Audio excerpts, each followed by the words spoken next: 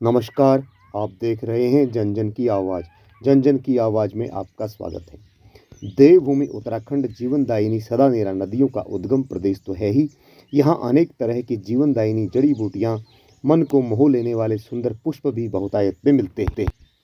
पहचाना आपने इस सुंदर फूल को? नहीं पहचाना? तो चलिए हम बता देते हैं। यह चटकदार पीला रंग, यह पुष्प प्योली का फूल कहलाता है। यह चटकदार पीले रंग का पुष्प जिसमें प्रायः 5 पंखुड़ियाँ होती हैं, यह दुनिया के सबसे सुंदर फूलों में शुमार किया जाता है। यूँ तो विश्व प्रसिद्ध फूलों की घाटी चमोली जनपद में ही स्थित है, नज़ारा और खूबसूरती को और परंतु करीब से देख देवभूमि सकते हैं। उत्तराखंड आइए में आप फूलों की घाटी के अलावा और भी अनेक स्थानों पर अनेक सुंदर फूल होते हैं, और उन्हीं में से यह भी एक सुंदर पुष्प है पीले रंग का। इस पुष्प का नाम प्योली, फ्योली, स्थानिकता के अनुसार इसका नाम लोग बदल देते हैं, लेकिन उसमें प्योली ही सबसे ज़्यादा इसको कहा जाता है। देवभूमि उत्तराखंड दुर्लभ जड़ी बूटियों और दुर्लभ प्रजातियों के फूलों के लिए पूरे विश्व भर में जाना जाता है। एक पौराणिक आख्यान है, रामचरितमानस और रामायण से तो सभी सुविज्ञ हैं। भगवान श्री राम के अनुज लक्ष्मण को जब शक्ति बाण से मूर्छा आ गई थी, तो उनके उपचार के लिए संजीवनी जड़ी बूटी या संजीवनी जड़ी भी उत्तराखंड से लेकर महाबली हनुमान लंका पहुँचे थे। जिस पर्वत पर यह जड़ी उनको मिली, वो उस पर्वत को ही उखाड़ ले गए, परंतु वह क्षेत्र आज भी पौराणिक आख्यानों के अनुसार द्रोणांचल पर्वत है, जिसे स्थानीय भाषा में या पहाड़ी भाषा में दुनागिरी या दुनगिरी कहते हैं। यहाँ आप देख रहे हैं एक खूबसूरत फूल जो केवल उत्तराखंड में ही पाया जाता है। यह पीले रंग का पुष्प दुनिया के सबसे खूबसूरत फूलों में शामिल है।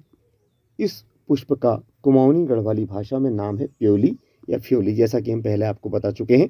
यह फूल गंधविहीन होता है, इसमें खुशबू नहीं होती है, परंतु इतना आकर्षक और आंखों को शांति देने वाला होता है कि स्थानीय स्तर पर सुंदर नवयौवना की तुलना इस फूल से की जाती है, यानी कि प्योली के फूल जैसी। अब आइए बात करते हैं इस फूल के वानस्पतिक महत्व की। तो इस फूल का वैज्ञानिक नाम रीनवार्डटिया इंडिका है। इसका मतलब है कि यह भारतीय मूल का ही फूल है। इस फूल को येलो फ्लैक्स और गोल्डन गर्ल के नाम से भी जाना जाता है। यह फूल समुद्र सतह से 1800 मीटर की ऊंचाई वाले हिमालयी इलाकों में बसंत में मिलता है। प्रायः मध्य हिमालयी क्षेत्र में ही यह फूल ज़्यादातर खिलता है। इस फूल के खिलने के साथ ही बसंत ऋतु का आगमन माना जाता है। शरद ऋतु के बाद शिशिर ऋतु, और शिशिर ऋतु के बाद जब बसंत आता है, तो शिशिर और बसंत के बीच में यह फूल बहुतायत में खिलते हैं। इस फूल का जो वानस्पतिक नाम है वह हॉलैंड के विख्यात वनस्पति विज्ञानी कैस्पर जॉर्ज कार्ल रिवार्डेट के नाम से रखा गया है। यह प्रायः 5 पंखुड़ियों वाला फूल होता है, किसी किसी में 4 पंखुड़ियां भी होती हैं।